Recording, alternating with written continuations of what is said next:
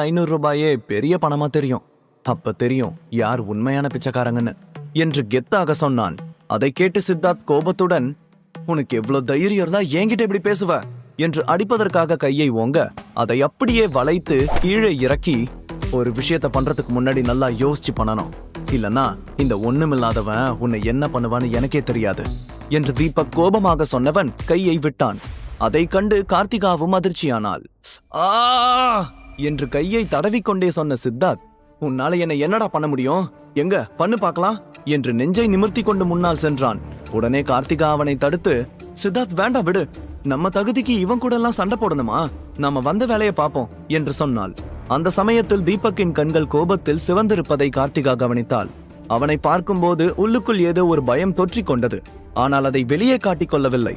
அதன் பிறகு அவள் வலுக்கட்டாயமாக சித்தார்த்தை இழுத்துக்கொண்டு அந்த பில்டிங்கிற்குள் சென்றாள். சித்தார்த் தீபக்கையே முறைத்து பார்த்தபடி உள்ளே சென்றான்.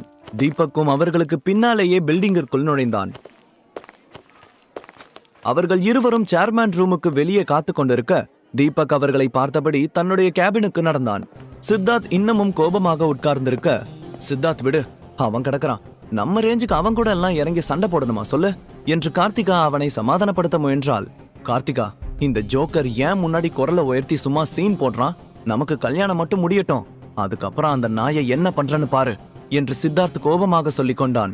இன்னொரு பக்கம் ஆதவன் தீபக்கின் கேபினில் காத்து கொண்டிருக்க தீபக் அங்கே வந்ததும் டக்குன சேரில் இருந்து எழுந்து, ஹலோ சார் என்று தீபக்கிடம் கை குலுக்கினான். அப்போது தீபக் அவனை பார்த்து, மிஸ்டர் ஆதவன், உங்களுக்கு கேசவனோட மகன் சித்தார்த்த பத்தி தெரியுமா என்று கேட்க, ஆமா சார், கேசவன் நம்ம கம்பெனில நிறைய பிசினஸுக்கு பார்ட்னரா இருக்காரு, ரொம்ப வருஷமா நம்ம கம்பெனியோட டிராவல் பண்ணிட்டு இருக்காரு, ஏன் என்ன விஷயம் சார் என்று ஆதவன் குழப்பத்துடன் கேட்டான். அப்படின்னா இன்னையில இருந்து நம்மளோட எந்த பிசினஸும் அவங்களோட பார்ட்னர்ஷிப்ல இருக்கக்கூடாது, உடனே எல்லாத்தையும் கேன்சல் பண்ணிட்டு அவங்களோட கம்பெனியே மொத்தமா வெளியே அனுப்புங்க என கட்டளையிட்டான். ஓகே சார் என ஆதவன் அங்கிருந்து நகர, அப்புறம் ரொம்ப முக்கியமா அவங்க கிட்ட பாத்ரூம் கழுவுறவங்க கூட எல்லாம் எங்களால பிசினஸ் பார்ட்னர்ஷிப் வச்சுக்க முடியாதுன்னு தெளிவா அழுத்தமா சொல்லுங்க என்று சொன்னான் தீபக். அதை கேட்டு ஆதவன் குழப்பத்துடன் தீபக்கை பார்த்தான். தீபக்கின் கண்களில் இருந்த கோபத்தை அவனால் புரிந்து கொள்ள முடிந்தது. ஆதவன் தீபக்கின் உத்தரவுபடி சித்தார்த் கம்பெனியை தரமட்டமாக ஆக்கி வெளியேற்றுவானா? ஹலோ மிஸ்டர் கேசவன், ஆம் ஆதவன், எஸ்வி குரூப்ஸோட நியூ சேர்மேன் என்று சொன்னான். புது சேர்மேன் என்று சொன்னதும் ஒரு நொடி பதறி போன கேசவன், எஸ் மிஸ்டர் ஆதவன், நீங்களே எனக்கு போன் பண்றீங்கன்னா கண்டிப்பா அதாவது முக்கியமான விஷயமா தான் இருக்கணும் என்று சொல்ல, yes but bad news for you, இன்னையில இருந்து எஸ்வி குரூப்ஸ் உங்களோட சேர்ந்து வேலை செய்யாது, உங்க கூட டீல் சைன் பண்ணின எல்லா ப்ராஜெக்ட் அண்ட் அக்ரிமெண்ட்ஸையும் உடனே கேன்சல் பண்றேன் என்று சொன்னான். அதை கேட்டு அதிர்ச்சியான கேசவன், ஆதவன் நீங்க என்ன சொல்றீங்க, திடீர்னு இப்படி ஒரு முடிவு எடுக்கிற அளவுக்கு நாங்க என்ன தப்பு பண்ணணும் என்று பதட்டத்துடன் கேட்டார். உடனே ஆதவன் ஓரக்கண்ணால் தீபக்கை பார்க்க அவன் சேரில் கால் மேல் கால் போட்டபடி ஆதவனையை பார்த்து கொண்டிருந்தான். உடனே, பாத்ரூம் கழுவுறவங்க கூட எல்லாம் என்னால டைப் வச்சுக்க முடியாது என்று சொல்ல அதை கேட்டு அதிர்ச்சியான கேசவன் ஏதோ சொல்ல வர ஆதவன் டக்கன போனை கட் செய்தான். இன்னொரு புறம் சித்தார்த்தும் கார்த்திகாவும் சேர்மேனை சந்தித்து திருமணத்திற்கு அழைப்பிதழை கொடுக்க வேண்டும் என்று அவருக்காக காத்து கொண்டிருந்தார்கள். ஆனால் நீண்ட நேரம் ஆகியும் அவர்களால் ஆதவனை பார்க்க முடியவில்லை. சித்தார்த் நேரம் செல்ல செல்ல பொறுமை இழந்து கொண்டிருந்தான். அப்போது அங்கே வந்த மேனேஜரை பார்த்து, இன்னமும் எவ்வளவு நேரம் தான் வெயிட் பண்ணணும், சீக்கிரம் சேர்மேனை வர சொல்லுங்க, என்னோட பேரு சித்தார்த், மிஸ்டர் கேசவனோட பையன்னு சொல்லுங்க, அவருக்கு தெரியும் என்று கொஞ்சம் கோபத்துடன் சொன்னான். அதை கேட்டதும் மேனேஜர் அவனை மேலும் கீழும் பார்த்தபடி தன்னுடைய போனை எடுத்து ஆதவனுக்கு டயல் செய்தான். சில நொடிகள் ஆதவனிடம் பேசியவன் போனை கட் செய்துவிட்டு அங்கே இருந்த 2 செக்யூரிட்டிகளை அழைத்து, உடனே இவங்க 2 பேரையும் இந்த இடத்தை விட்டு கிளியர் பண்ணுங்க என்று சொன்னான். அதை கேட்டு அதிர்ச்சியான சித்தார்த், வாட், உங்களுக்கு என்ன பைத்தியமா, நான் யாருன்னு தெரியுமா, என்னைய வெளியே போக சொல்றியா, எங்களோட கம்பெனியும் இந்த கம்பெனியில ஒன் ஆஃப் தி பார்ட்னர் தெரியுமா உங்களுக்கு என்று கோபமாக கத்தினான். சாரி மிஸ்டர் சித்தார்த், உங்க கம்பெனிக்கும் எஸ்வி குரூப்ஸுக்கும் இனி எந்த சம்பந்தமும் இல்ல. எங்க புது சேர்மேன் ஆதவன் உங்க கம்பெனியோட அக்ரிமெண்ட்ஸ் எல்லாத்தையும் கேன்சல் பண்ணிட்டாரு. அவருக்கு பாத்ரூம் கழுவுறவங்க கூட எல்லாம் வேலை செய்ய விருப்பம் இல்லையா, அதனால நீங்க இங்க இருந்து கிளம்புங்க என்று சொன்னான் மேனேஜர். அந்த வார்த்தையை கேட்டதும் சித்தார்த் பயங்கர டென்ஷன் ஆனான். எஸ்வி குரூப்ஸ் தங்களுடைய அக்ரிமெண்ட்ஸை கேன்சல் செய்தால் அதனால் அவர்களுக்கு பல கோடி இழப்பு ஏற்படும்.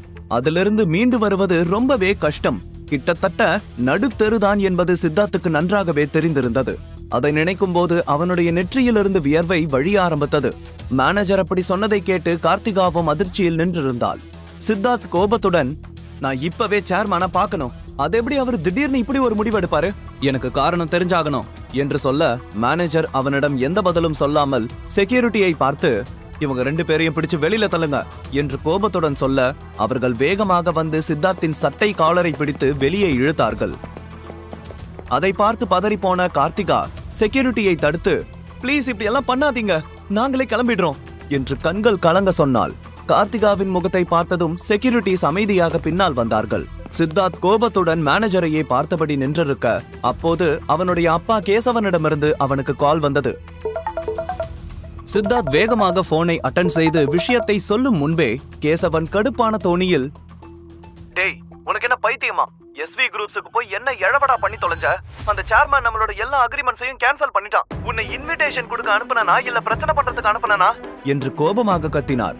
அதை கேட்டு சித்தார்த் குழப்பத்துடன், அப்பா நான் எதுவுமே பண்ணல, நானும் கார்த்திகாவும் இங்க இன்விடேஷன் கொடுக்க தான் வந்தோம். இன்னமும் நாங்க சேர்மேனை கூட மீட் பண்ணல, அதுக்குள்ள இங்க என்னென்னமோ நடக்குது என்று சொல்ல, வாய மூடு, உன்கிட்ட இருந்து நான் எந்த விளக்கமும் கேட்கல. உன்னோட முட்டாள் தனத்தால நமக்கு எவ்வளவு கோடி லாஸ் தெரியுமா? இனிமே சோத்துக்கு நாம பிச்சைதான் எடுக்கணும். முதல்ல அந்த இடத்துல இருந்து கிளம்பி வா என்று சொல்லிவிட்டு போனை கட் செய்தார் கேசவன். அதற்கு பிறகு சித்தார்த் அந்த ஒட்டுமொத்த இடத்தையும் ஒரு முறை பார்க்க அங்கே இருந்த எல்லோரும் அவனையே பார்த்து கொண்டிருந்தார்கள். அவமானத்தில் தலை குனிந்தபடி அந்த இடத்தை விட்டு வெளியே சென்றான். கார்த்திகாவும் அவனுக்கு பின்னாடியே சென்றாள். இந்த திடீர் சம்பவம் சித்தார்த்துக்கு பல கேள்விகளை எழுப்பியது. உண்மையில் என்ன நடந்தது என்று அவனால் இன்னமும் புரிந்து கொள்ள முடியவில்லை. சித்தார்த் காரில் ஏறி உட்கார்ந்தவுடன் அவன் தீபக்கை அவமானப்படுத்திய விஷயம் நினைவுக்கு வந்தது.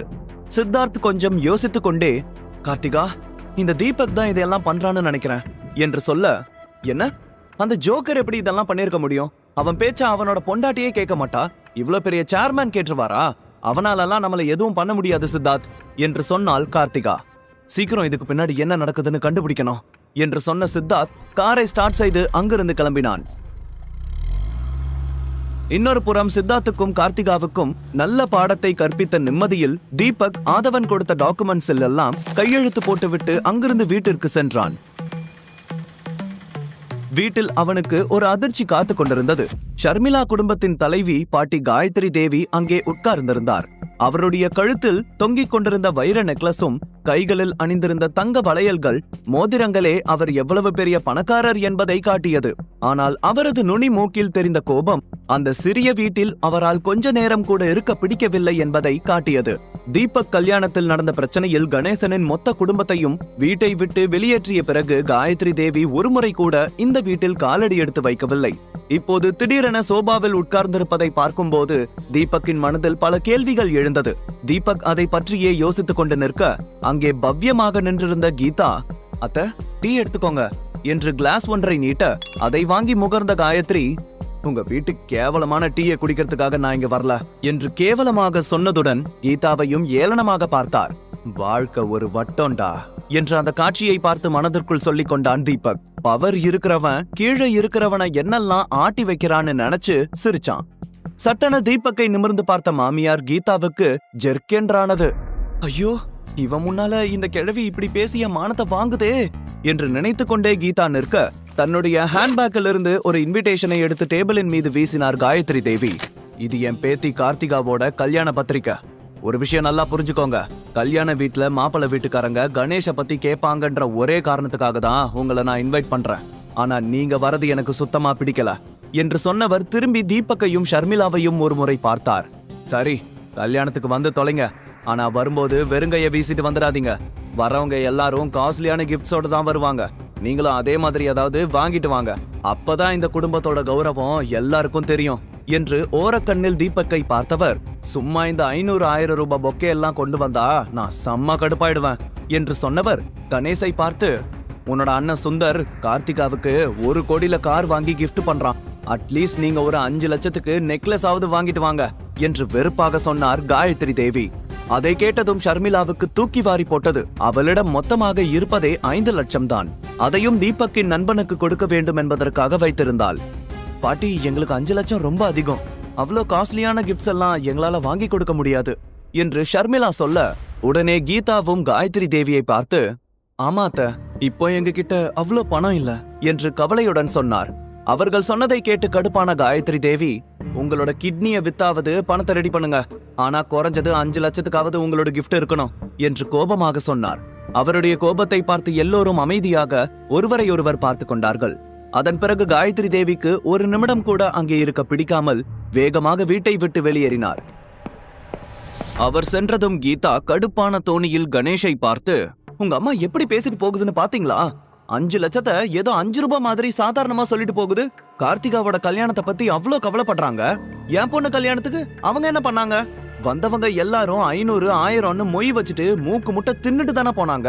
இப்ப அந்த கார்த்திகாவோட கல்யாணத்துக்கு நாம 5 லட்சத்துக்கு gift வாங்கி கொடுக்கணுமா என்று டென்ஷனாக கத்தினார். அதை கேட்ட கணேஷ் மெல்லிய தொனியில், ஆனா கீதா, அம்மா சொல்லிட்டாங்கல்ல, அதை நாம பண்ணிதான் ஆகணும் என்று சொல்ல கீதாவுக்கு இன்னமும் கோபம் அதிகமானது. உங்களுக்கு என்ன பைத்தியமா? நாம எதுக்கு கொடுக்கணும்? உங்களோட தலைக்கு கீழே கோடி கோடியா பணத்தை வச்சுட்டு தான் தூங்கிட்டு இருக்கீங்களா? ஏற்கனவே நீங்க பண்ணின தப்புல 30 லட்சத்துக்கு கடங்காரங்களாகி உட்கார்ந்துட்டு இருக்கோம் என்று கத்தினார். கணேஷ் பொறுமையாக, கோபப்படாத கீதா, நாம இந்த கிஃப்ட கொடுத்தா அம்மாவோட கோபம் குறைய சான்ஸ் இருக்குல்ல. ஒருவேளை அவங்க நம்மள வீட்டுக்கு திரும்ப வர சொல்லலாம். நாம இந்த வீட்டை அடமானம் வச்சாவது அவங்க கேட்ட நெக்லஸா வாங்கி கொடுக்கலாம் என்று சொன்னார். இந்த முறை கீதா பேசுவதற்கு முன்பே ஷர்மிளா கொஞ்சம் கோபத்துடன், அப்பா என்ன சொல்றீங்க நீங்க? அந்த கார்த்திகாவுக்காக எல்லாம் நம்மளோட வீட்டை அடமானம் வைக்க முடியாது. அவங்க நம்மள பாசமா கூப்பிட்டு இருந்தா கூட பரவாயில்ல, அவங்களோட மரியாதைக்கு களங்கம் வந்துடக்கூடாதுன்னு தானே நம்மளை இன்வைட் பண்ண வந்திருந்தாங்க என்று சொன்னாள். உடனே கீதாவும், ஷர்மி சொல்றதுதான் சரி, வீட்டை அடமானம் வச்சுட்டு நாம எங்க தெருவிலையா போய் தூங்குறது என்று கோபமாக சொன்னார். அப்போது அவருடைய பார்வை தீபக்கின் மீது தான் இருந்தது. தீபக்கிற்கும் அவனுடைய கருத்தை சொல்ல வேண்டும் என்று இருந்தது.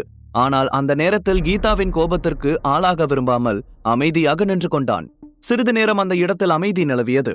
அதன் பிறகு கீதா ஒரு பெருமூச்சு விட்டபடி தன் மகளை பார்த்து, ஷர்மி, என்ன இருந்தாலும் அப்பா சொல்றதும் சரிதான். அவங்க முறையா நம்மளை இன்வைட் பண்ணலனாலும் 4 பேருக்கு மத்தியில நாம ஏதாச்சும் பண்ணிதான் ஆகணும். ஏற்கனவே குடும்பத்துக்குள்ள நம்ம பேரு நாரிட்டு கிடக்கு. என்கிட்ட கொஞ்சம் பணம் இருக்கு, அதை வச்சு ஏதாச்சும் சீப்பான நெக்லஸ வாங்க முடியுதான்னு பார்க்கலாம் என்று சொன்னார். முழு கதையையும் கேட்டு மகிழ பாக்கெட் FM ஆப்பை டவுன்லோட் செய்யுங்கள். லிங்க் டிஸ்கிரிப்ஷனில் கொடுக்கப்பட்டுள்ளது.